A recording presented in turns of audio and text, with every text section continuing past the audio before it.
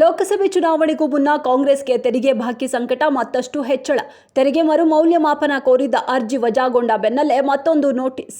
2014-15 ಹಾಗೂ 2016-17ನೇ ಸಾಲಿನ ತೆರಿಗೆ 1,745 ಕೋಟಿ ರು ಪಾವತಿ ಮಾಡುವಂತೆ ನೋಟಿಸ್. ಇಂಡಿಯಾ ಟುಡೇ ನಡೆಸಿದ ಲೇಟೆಸ್ಟ್ ಸಮೀಕ್ಷೆಯ ಪ್ರಕಾರ ಬಿಜೆಪಿ ಮೈತ್ರಿಕೂಟ 350 ದಾಟಲ್ಲ.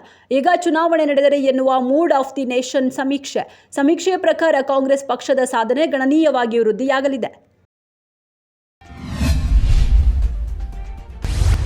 ಬೆಳಗಾವಿ ಕ್ಷೇತ್ರದ ಸಂಸದೆ ಮಂಗಳ ಅಂಗಡಿ ಮುಗ್ದೆ ಎಂದ ಸಚಿವೆ ಲಕ್ಷ್ಮೀ ಹೆಬ್ಬಾಳ್ಕರ್.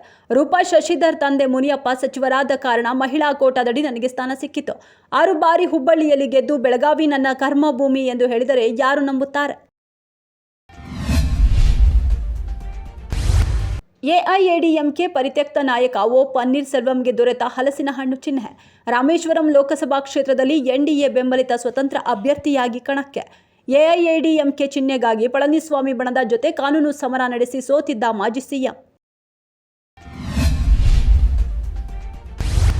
17ನೇ ಆವೃತ್ತಿಯ ಇಂಡಿಯನ್ ಪ್ರೀಮಿಯರ್ ಲೀಗ್ ಟಿ20 cricket tourney. Chennai super kings ಎದುರು 20 ರನ್ಗಳ ಜಯ ದಾಖಲಿಸಿದ ಡೆಲ್ಲಿ ಕ್ಯಾಪಿಟಲ್ಸ್ ನಾಯಕ ರಿಷಬ್ ಪಂತ್ಗೆ 12 ಲಕ್ಷ ರು ದಂಡ ವಿಧಿಸಿದ ಬಿಸಿಸಿಐ. ಸಿಎಸ್ಕೆ ಎದುರು ಜಯ ತಂದ ಡಿಸಿ ನಾಯಕ ರಿಷಬ್ ಪಂತ್ಗೆ 12 ಲಕ್ಷ ರು